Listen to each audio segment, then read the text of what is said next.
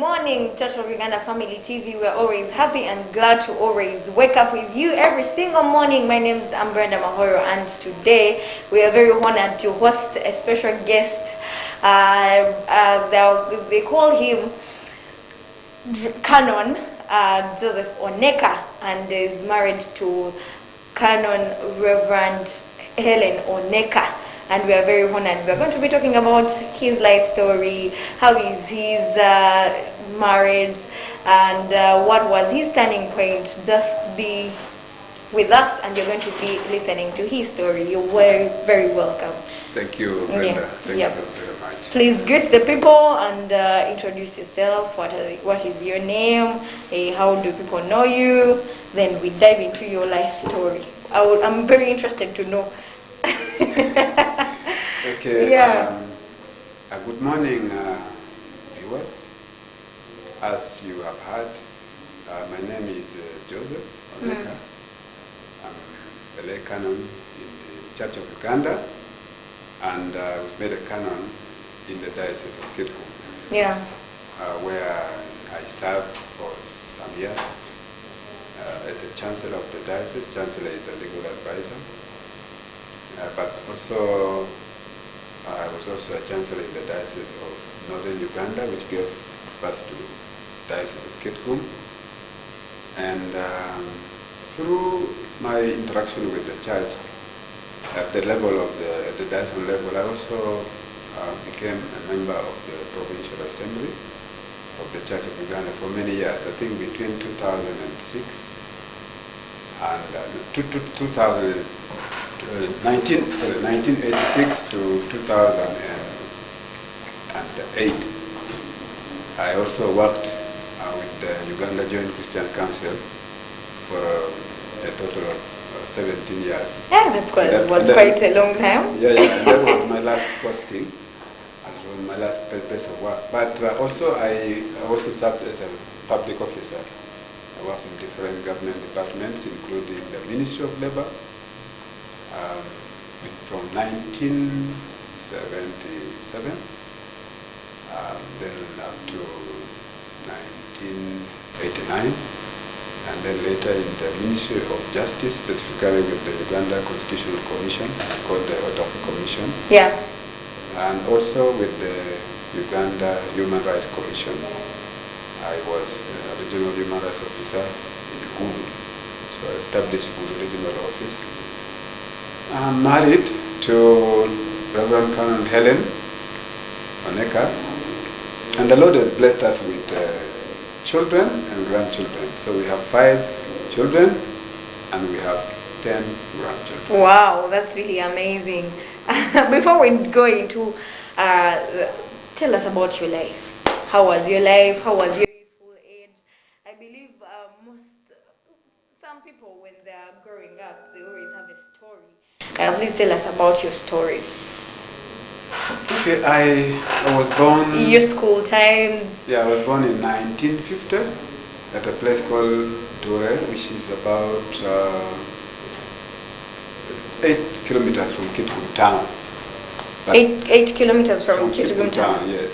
But Dure is now under the new... It used to be Chole district in my time, Easter Chole, but eventually became Kitgum district, and currently, because of the subdivisions, it's now part of Bade district.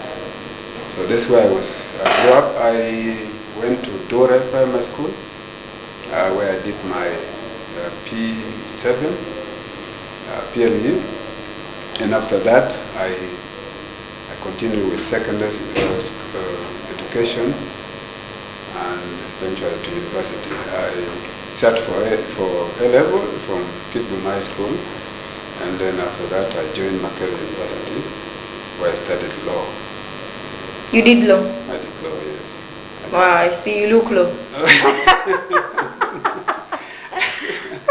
Yeah, and so that's just briefly, but also I went to the Law Development Center and did some other studies, including some studies in French. So you know French, like? I speak frequently? French. I do, yes I do. Hey? Yes I do. I'm going to come to you. You have to teach me some French. You're welcome. You're welcome. So, like, how was your university life? Some of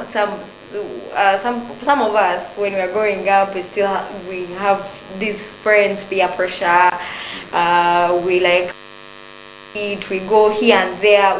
We do not care about school fees of our parents. We are so naughty because we sometimes we do not know God at very first. I think that's very true, and that was true. What you've just said was true of me as well. I was a Christian, and Did you grow from a Christian family?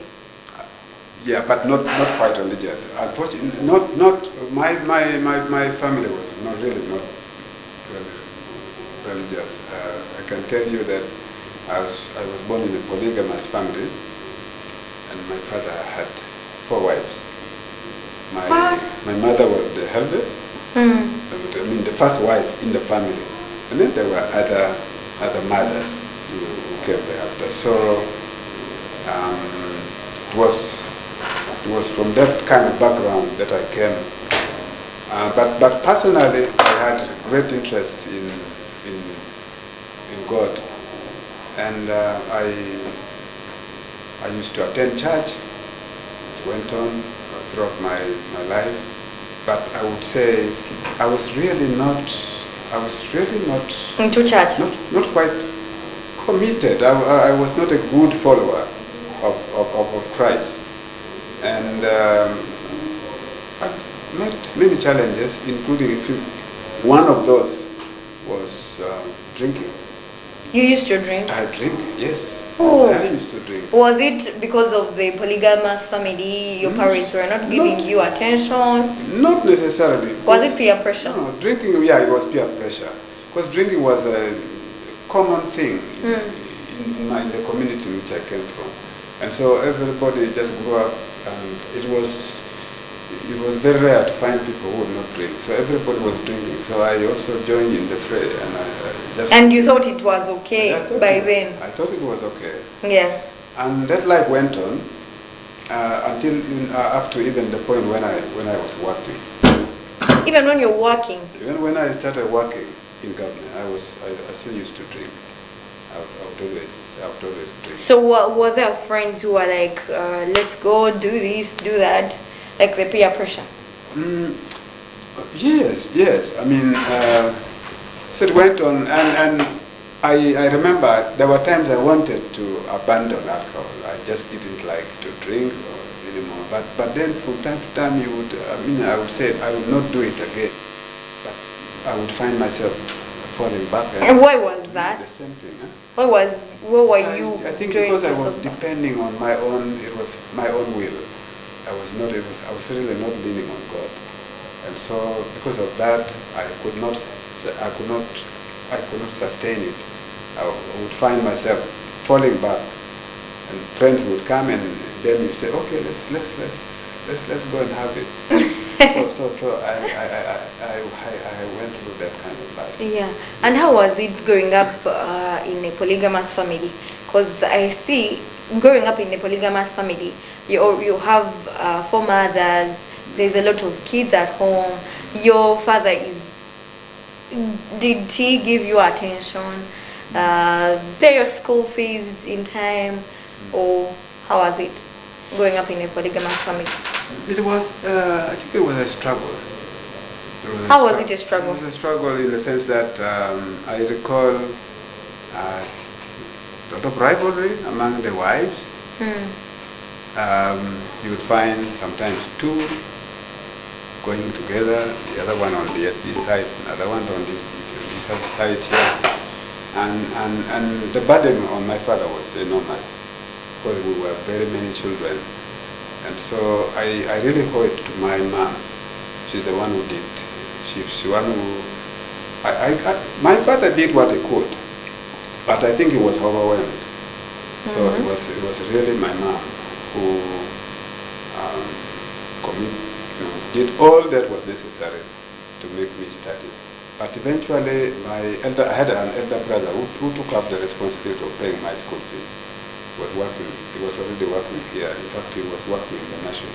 Then it was called the National Assembly, which is now Parliament of Uganda. It was called National Assembly by yeah. now. So he picked up that responsibility of paying my school fees for secondary school and assisted me throughout my university life. So there then things were a lot better. Yeah. And then how was your university life? I think it was good. I don't like to give the impression that I was that kind of person who would drink recklessly. No. No, it was measured. From my point of view, I think it was measured. And I was keen on my academic life. And also, I also was keen on church matters. And so I was close to the church, although not born again. Yeah, although not born again yet. Not born again. That's really weird. Yeah, I would go. I would pray. Not born again. Not born again, and so that's how I lived, and I got to know the Lord much later. So what was your turning point? You're this guy who was drinking, who was going to church, but not giving yourself fully to God, not giving yourself fully to the church. But how was your turning point? When you realize all these things I've been worshipping, they are really not relevant. Yes. So let me serve one true God. Yes, I think my turning point was when I met the lady who became my wife. Tell us about it. Yeah, when I met the Reverend Canon Helen. Yeah. So It's okay. It's okay. Give it to me. Sorry. So it was when I met the Reverend Canon Helen Oneck. She was then. We met in school. We went to the same school. Which school? Kitgum High School. In the high school? Yeah. Oh, Yeah. that's really lovely. Yeah, we met in high school. And I met her through a friend. Through a friend who was coming with her from the same village. And so it was just one day we were taking a walk and we were going to Kitgum town. Because after By then you're still living in Kitgum. Yeah. So it was the friend was called Edward Ojara. He has since gone to be with the Lord. But I met her through him. Just introduced me. She came to greet and said, "Okay, this is so and so." So we greeted each other. You got interested. Yeah, but from the moment I saw her, I said, this lady looks different. Maybe everybody else have seen. Hey. So I started asking, made inquiries about her. And then that day, yes. After we had parted, we just greeted. We were just, okay, how are you? And so forth. She had something unique. Indeed, yes. So anyhow, it took quite a time for us to really establish that kind of relationship where we started communicating. But for us, she was a born again Christian. Yeah. And so it took quite some time before the formal yes came. And from that time, from the time we started, we met, and then things really changed fundamentally because she helped me. She helped me to change. How did she get to know about what you was going through? You like having alcohol, yet you were attending church at the same time. How did she get to know about that? Did you talk about it? Yes. Thing is, actually started at school. There was a colleague who was born again and started talking to me about God. But I would always tell him, I said, you know what, it's okay. I know. I love my life. I know that these things will all go to the same, we're all moving in the same destination. And so I really didn't, I would hear about being born again and so on, but I would wouldn't believe. So it took me quite a time really to begin to appreciate. But when I got to know Helen, there's something that also happened which really made me to start thinking. I said, if I have to take this lady for my wife, then Lord, may you help me to... So you talked to God about it? To reorganize my life, yeah? So that I can work with her. So you felt your life was also not in the rightful I was moment. certain about that. I was certain about that. So what helped me was, it was when she decided to join the theological college. Yeah. You told her about it? Yeah, she joined the theological college, and I said, okay, am I going to marry this lady?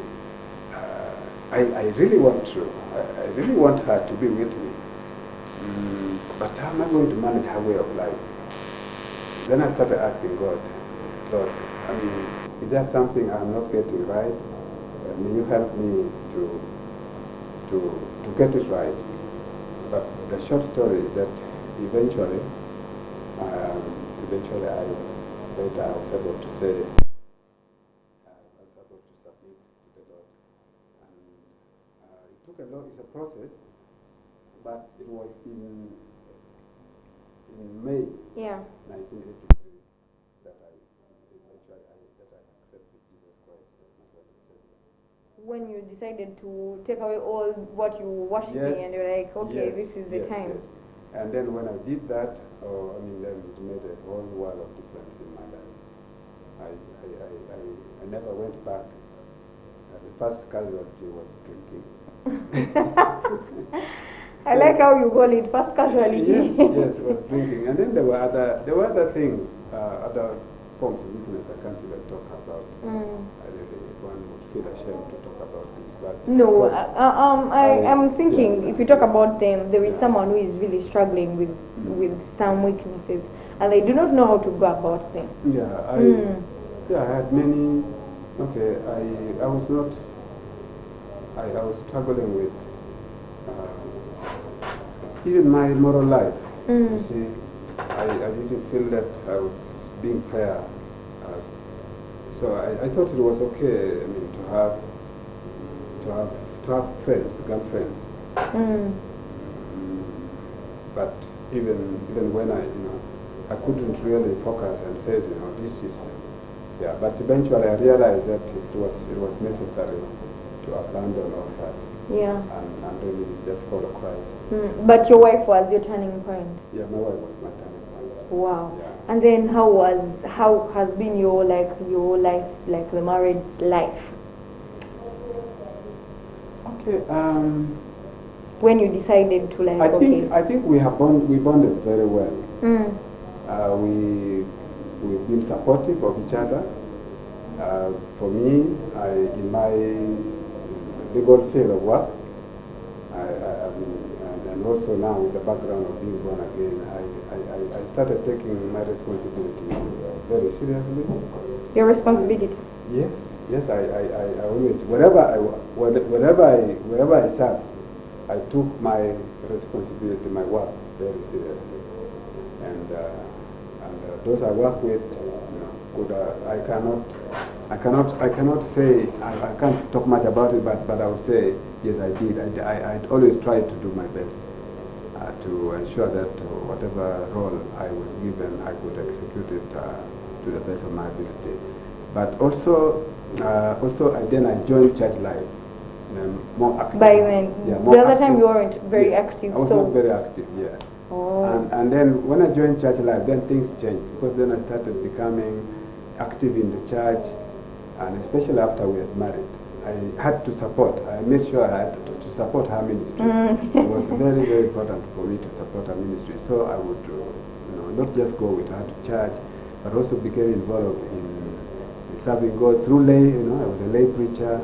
I also joined parish council. I became secretary to parish council, a warden, and then I continued also to serve at the level of the diocese and the province in various capacities. Yes. Let's go in for a short break. We are coming back. Don't go anywhere. Do you know that you can now enjoy great enriching shows anywhere through the Family TV app? Here is how to download it. Open Play Store on your phone. Search for the Family TV app.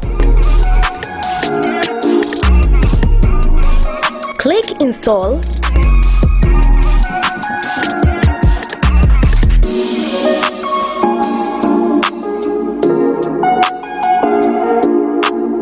After installing it, open it and enjoy enriching content anywhere, everywhere, anytime.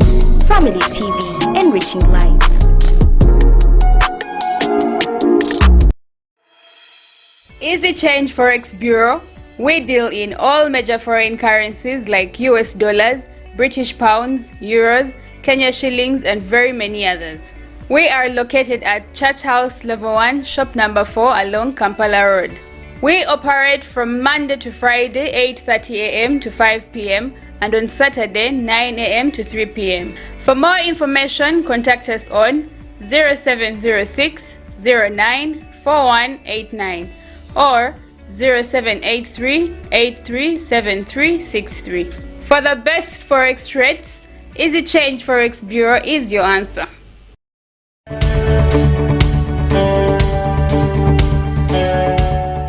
Brethren, yes we can. We can clear the debt of Church House, and I want to invite you to give generously to the love gift. May God bless you as you give.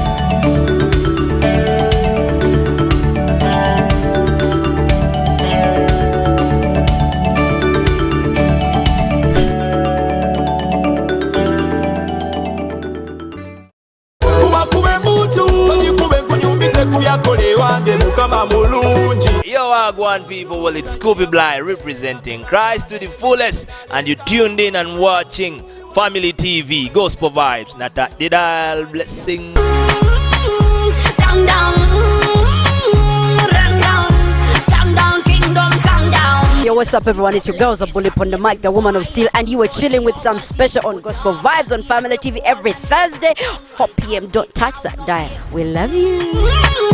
Run down, down, down, run down, down, down, kingdom come down. It was in this time of expectation that John the Baptist appeared on the scene, announcing the imminence of God's reign and the need to repent in order to prepare for this new age. And I always ask this question: does God ever fail in what he sets out to do? And I know most of you will say no. This is one reason the church grew. You could not convince these men and women otherwise. For 40 days they had seen the Lord, they had eaten with him, they had touched him, they had walked with him. You could not convince them otherwise.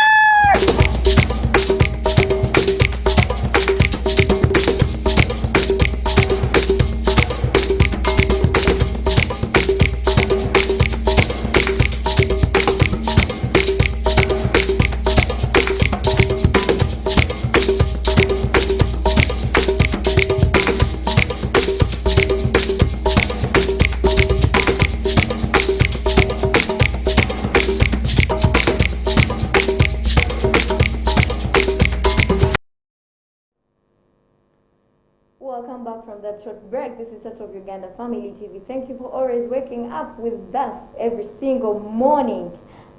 We are here with Canon Joseph Oneck, and we are talking about worship and idols.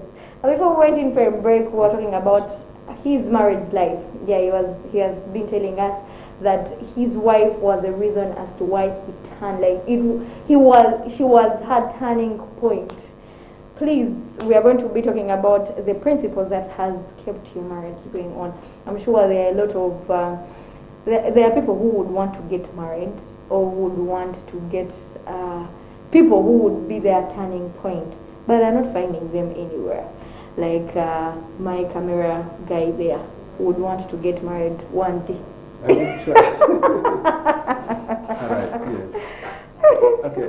So for please me, give him the principle to. I think I would say the first thing is to give thanks to God for me, for that day when I met this lady, and that happened because of relationship. Yeah. You know? So it's important to have relationship, to have friends, and to have friends whom you can trust. Because I remember from the time we met, the gentleman was coming with her, Ujara was from the same village with Helen. And I remember, he told me after when we started our matters, he kept on encouraging us. He told us, I will make sure she's going to be a good girl. So you need to have good friends who will stay with you and encourage you. This gentleman became a medical doctor. Sure. But after working for about 10 years, he passed on. So I really is one of those who had who impacted our lives.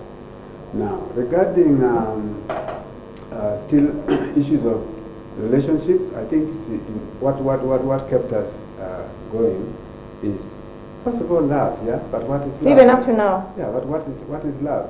I mean, that love is that commitment that my yes will be yes, and that when I say it, all that I have is yours. I will give to you. So, and it has been mutual.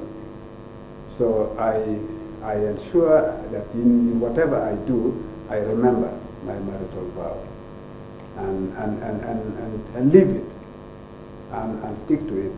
And the same also applies to her. The other thing is, in marriage, for a successful marriage, I think there must be communication. True. You must be able to have open channel of communication, that you're able to talk about a whole range of issues very freely and openly. And just like in any other relationship, there may be challenges in marriage, but it's very important to bring out. If you have any issue, you're not happy because of somebody has done something, or you're seeing something which is not, you're not happy with, you share with your colleague, and even if with your partner, even if whatever it is all about, if you're able to share and talk about it in the spirit of love, someone will give you attention, and you'll be able to resolve the matter. So I think love is very important.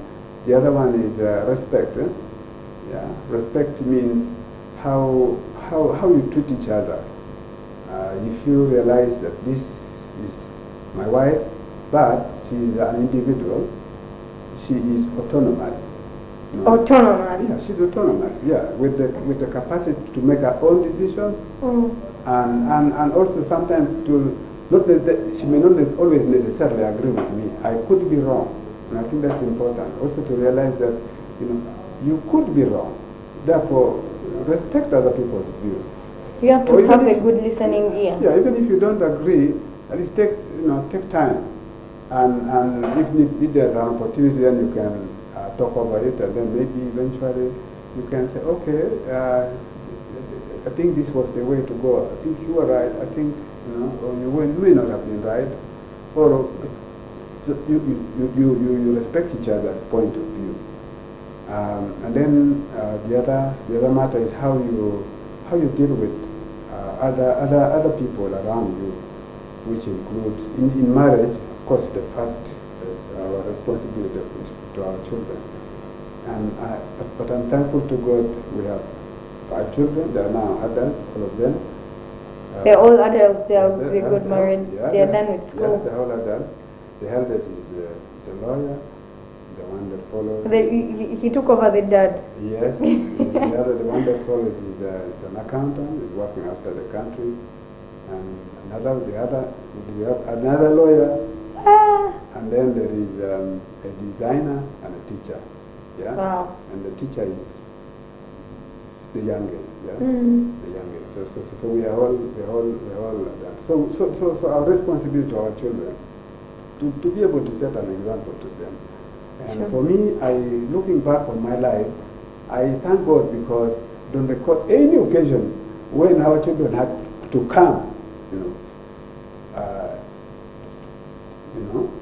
came and found us quarreling or having any bitter discussions and so on. At home. So we tried as much as possible to ensure that we respect each other, that we do not embarrass children. And now also we have grandchildren. And some of them, they come to us, some of them stay with us, they come from time to time. I must say, along that comes also other people who come into the family. I have a daughter-in-law. Okay? I have a daughter-in-law, and she's from another community, and so it's but we welcome all of them. In fact, in my house there are among the 5 children, 5 of them are Acholis. Yeah. The 5 are from other friends. Yes. So you welcome everyone. Yeah, we welcome everyone. That has Uganda, been a principle. We have grandchildren from Uganda, from Busoga, everywhere. From Bunyoro. Wow, that's from nice. Yeah. So and then in-laws as well.